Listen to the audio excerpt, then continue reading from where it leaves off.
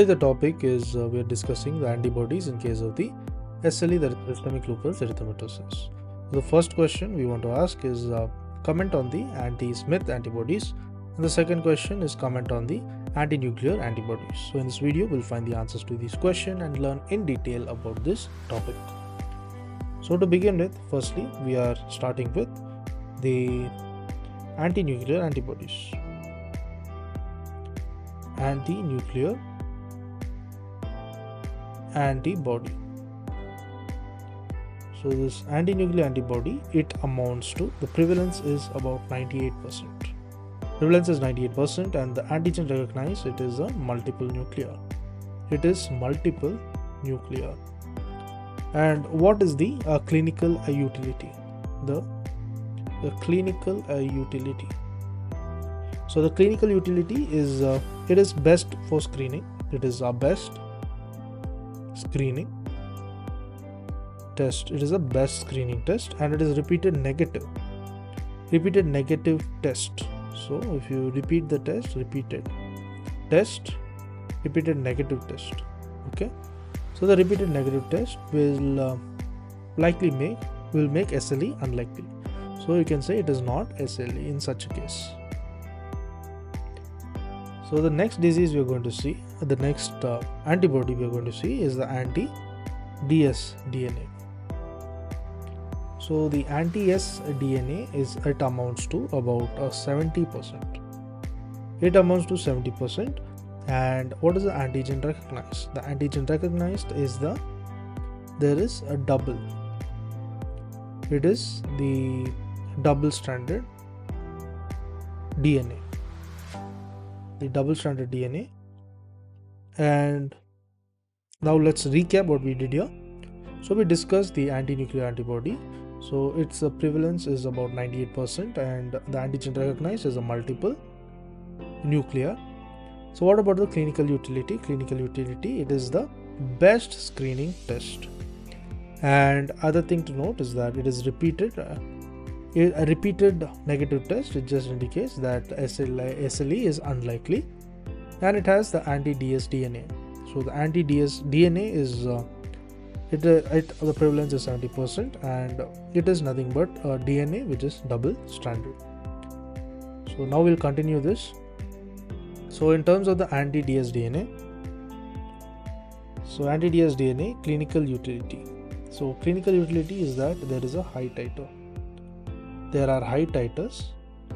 So the high titers are the SLE specific. They are SLE specific. So high titers are SLE specific, and in some patients it correlates with the disease activity. In some patients it correlates with the disease activity. As well as in case of the nephritis and the vasculitis. Next, we are going to look at the anti-Smith antibodies. So the anti-Smith antibodies, it is the prevalence is about 25. The prevalence is at 25%, and the antigen recognized is it is a protein. It is a protein complexed. It is a protein complexed to 6 species. It is a protein complex to 6 species. And this is of the nuclear. It is of the nuclear U1 RNA. And comment on the clinical utility of this. So this is very specific. It is specific for SLE. It is specific for SLE, and there is no definitive correlations. And it is, most patients also have anti-RNP. Most patients they have anti-RNP, and it is more common in case of the black Asians than whites. So it's more common. If you see, it is more common in case of the black and Asians, black as well as Asians in terms of than the white. So let's quickly recap. So here we dealt with the high titers. So before the anti-Smith, we discussed the anti-dsDNA double-stranded DNA. So the clinical utility, they show high titers. The high titers are SLE specific, and in some cases it correlates with the disease activity and the along with the nephritis and the vasculitis. Next, when we see the anti-Smith, the prevalence is about 25%. It is a protein complex. It is a protein complex to the 6 species specific to the nuclear U1 RNA. And what is the clinical utility? It is very specific to the SLE, and there is no definitive correlation. It is most patients have an anti-RNP. Most patients, if you see, they have an anti-RNP, and it is most common in the blacks and Asians than the white. It is more common in the blacks and the Asians. Next, we will be looking at the anti-RNP. So the anti-RNP, so the prevalence here is about 40%. So 40%. So here the antigen recognized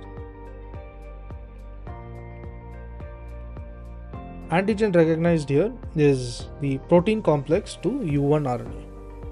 The protein complex to the U1 RNA. And next, when we look at the clinical utility, it is not specific.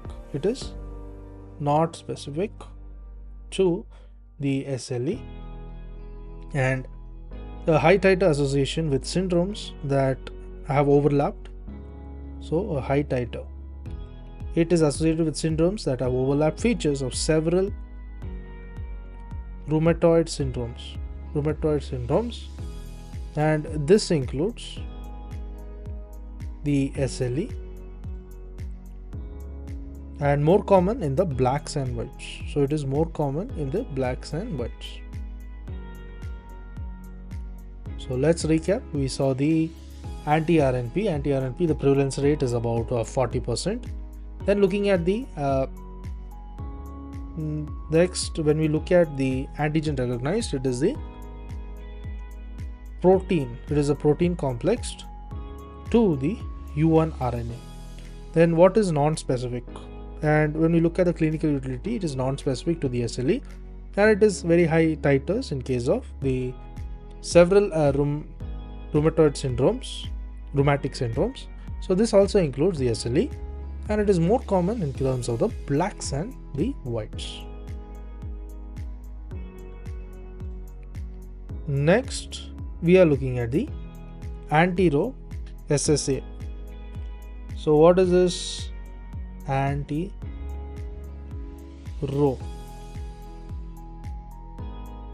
SSA?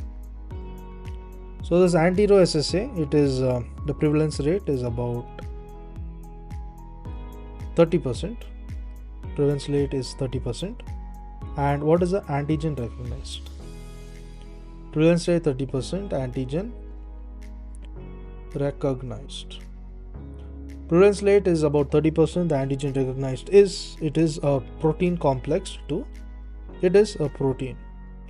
It is complexed to the HY RNA. It is a protein complex to the HY RNA, and it is primarily a 60 kDa. It is primarily a 60 kDa and a 52 kDa.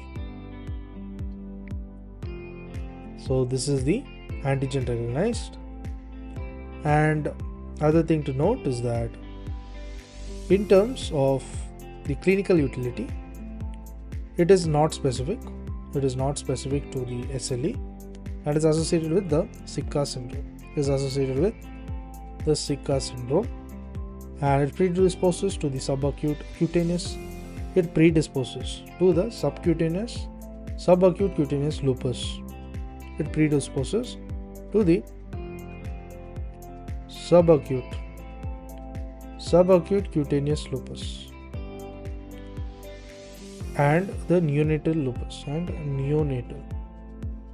lupus with congenital heart block. With the congenital heart block, and it is associated with decreased risk of nephritis. Associated with decreased risk of the nephritis. Now let's quickly recap. So we dealt with the anti-Ro SSA. So this has a prevalence of about 30%, and when we look at the antigen recognized, it is a protein complex to the HYRNA, and it is primarily it is about 60 kDa and 52 kDa. When you look at the clinical utility, it is not specific. It is not specific, and it is associated with the Zika syndrome, and it predisposes to the subacute cutaneous lupus and the neonate lupus with the congenital heart block, and it is associated with a decrease in the risk of the nephritis. Next, we are going to look at the anti-La. We are going to look at the anti-La SSB. So what is this anti-La SSB? So this anti-La SSB, it amounts to 10% of the prevalence rate, and when you look at the antigen recognized, the antigen recognized is the 47 kDa protein complex, 47 kDa protein complex to the HYRNA, and what is the clinical utility? The clinical utility is nothing but it is associated with the anti-Ro. It is associated with the anti-Ro, and it is also associated with the decreased risk of the nephritis. Decreased risk of the nephritis. Next, we just saw about the anti-La. Next, we are going to look at the antihistone. So this antihistone, it has a prevalence rate of 70. If you look at the antigen recognized, the antigen recognized is nothing but it has a histone. It is histone associated, and this is with the DNA. Histone associated with the DNA, and this is in the nucleosome and chromatin. It is in the nucleosome and the chromatin. So when we look at the clinical utility, it is more frequent. The clinical utility, it is increased frequency. It is more frequent in drug-induced lupus. So it is more frequent, increased frequency in case of the drug-induced lupus than the SLE. Now let's quickly recap. Now we saw the anti-La SSB. So this has a prevalence rate of about 10%. It is AR, that is the antigen recognized. So under this, it has the 47 kDa protein complex to the HYRNA. And what is the clinical utility? Clinical utility is that it is usually associated with the anti-Ro. So it is associated with the anti-Ro, as well as it is associated with a decrease. There is decrease in the risk of nephritis. Next, when you look at the antihistone, the prevalence rate is about 70%. And when you look at the AR, that is the antigen recognized, it is it is prevalence of 70. AR is the histone associated with the DNA in the nucleosome and the chromatin. So what is the clinical feature here? The clinical feature here is that in clinical utility, it is more common in case of the drug-induced compared to the lupus, systemic lupus.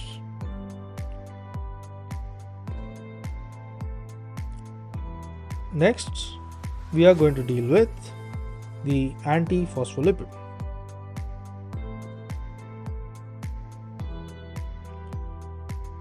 Antiphospholipid.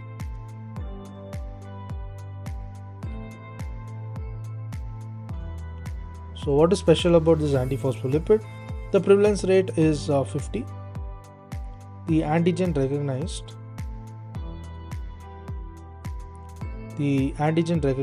is the phospholipid as well as the B2 glycoprotein. So B2 glycoprotein and B2 glycoprotein 1. So there is B2 G1 cofactor as well as the prothrombin. So now what about the clinical utility? Under clinical utility, there are basically 3 tests. There are 3 tests which are available. So 3 tests, it includes the ELISA. It includes the ELISA, and this is basically for the cardiolipin. It is for the cardiolipin, and there is the B2 and the B2G1 and the B2G1. Next, the sensitive prothrombin time. There is a sensitive prothrombin. There is a sensitive prothrombin time, that is a DRVVT, and it predisposes to the clotting. The fetal loss as well as the thrombocytopenia. Now let's recap. So we dealt with the antiphospholipid. So under the antiphospholipid, the prevalence was about 50%, and looking at the antigen recognized, it is the phospholipid, that is and the B2 glycoprotein 1, that is a B2G1 cofactor as well as the prothrombin.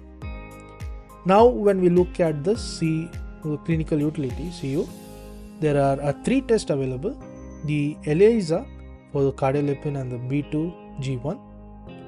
Then comes the sensitive prothrombin time, the DRVTT. Then it predisposes to the clotting, the fetal loss as well as the thrombocytopenia. Next, we move on to the anti-erythrocyte.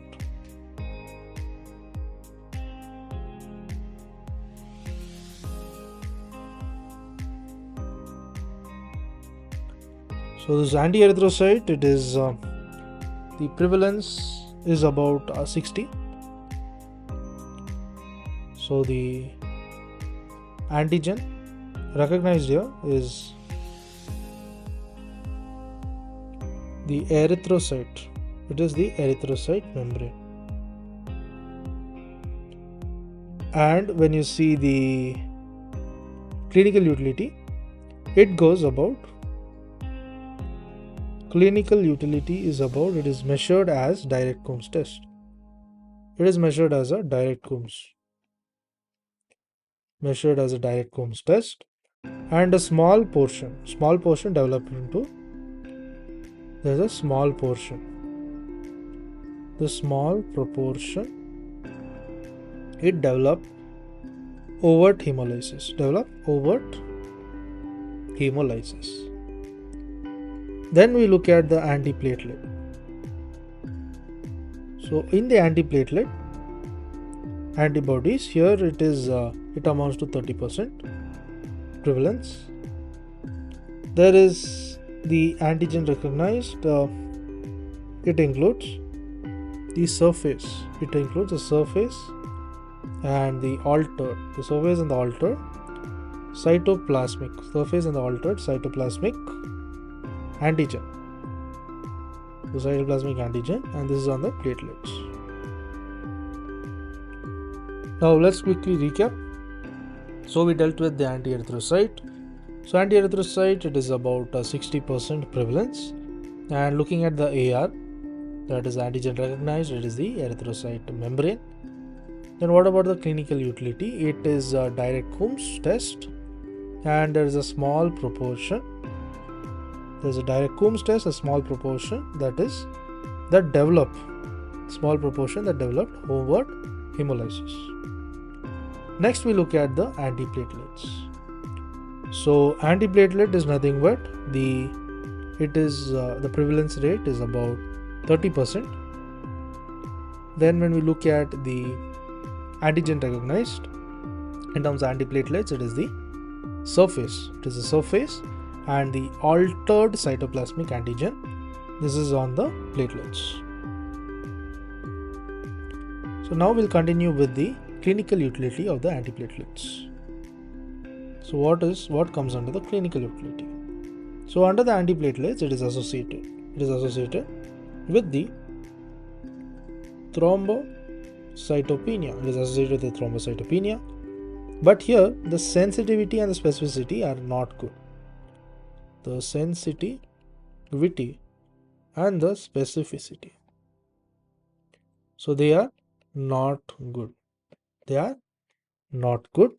And this is a not useful clinical test. It is not useful clinical test. Then we move on to the antineuronal.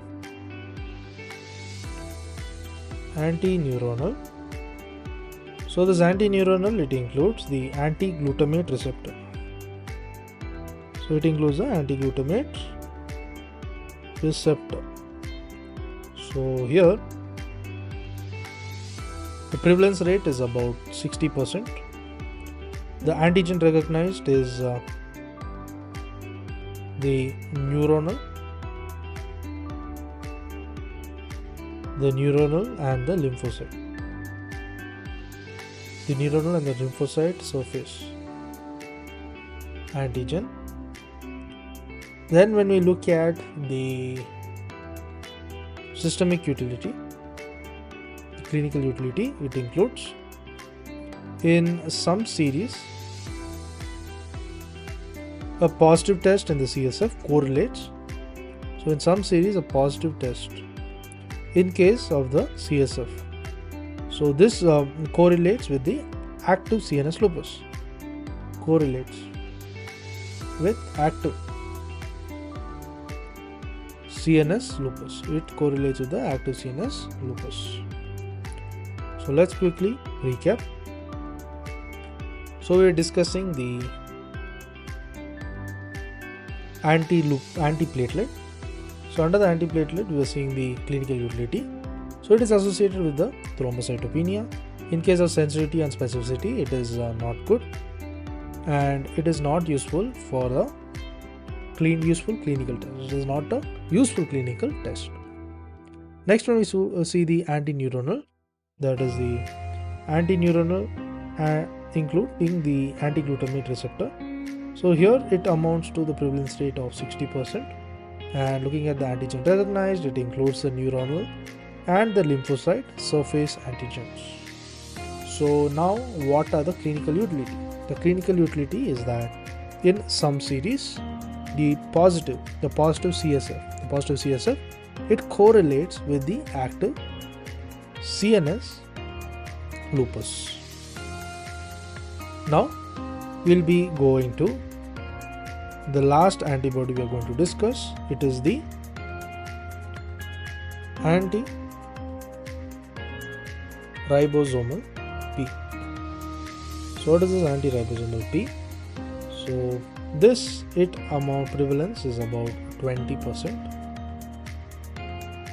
And looking at the antigen recognized, it is the protein in the ribosomes. And looking at the clinical utility, in some series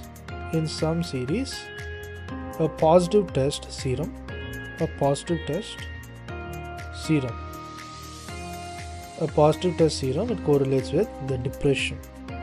correlates with the depression. Or psychosis. This is due to the CNS lupus. So let's recap. So we saw the anti-ribosomal P, it has a prevalence rate of 20%. Looking at AR is nothing but the antigen recognized, it is nothing but a protein in the ribosomes. Now looking at CU, that is a clinical utility, it is in some series, a positive test. The positive test is in serum, it correlates with the depression. As well as psychosis. This is due to the CNS lupus. Now we will be dealing with answering our questions. So the first question we asked was, what is the anti-Smith? First question is anti-Smith.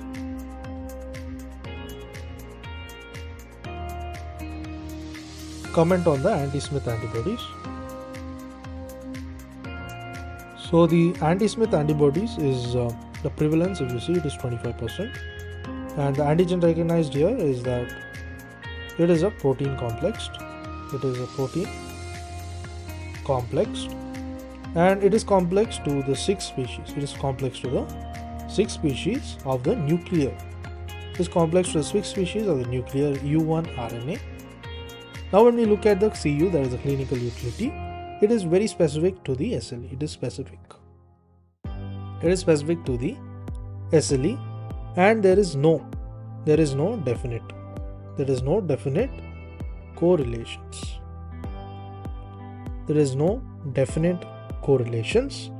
And it is, most patients also have an anti-RNP. Most patients, if you see, they have an anti-RNP. And it is more common in case of the black and Asians. It is more common in terms of the black and the Asians compared to the whites. So let's quickly recap this. So the question we asked was anti-Smith antibodies. The prevalence rate is 25%, and the antigen recognized, that is a protein complex to 6 species of the nuclear U1 RNA. And looking at the clinical utility, it is specific for the SLE, and there is a non-definitive correlation. In terms of the proteins, they also have an anti-RNP, and most common in case of the blacks and the Asians compared to the whites. Next, what we are doing is, we asked about the anti-nuclear antibody. So in terms of the anti-nuclear antibody, so in terms of ANA, the prevalence is maximum. The prevalence is about 98%. So here the antigen recognized is multiple nuclear. This is the antigen recognized. And looking at the CU, that is a clinical utility, it is the best screening test. It is the best screening test. And it is repeated negative. If a repeated test shows negative, it means that it is not SLE. Let's recap. We saw the ANA. The ANA is nothing but the anti-nuclear antibody. The prevalence rate is maximum, that is 98%. The antigen recognized is the multiple nuclear. The CU, that is a clinical utility, it is best screening test. And in case the result is repeated negative, it means that the chances of SLE is unlikely. So this was about the antibodies in case of the SLE. To learn and grow daily, please do subscribe.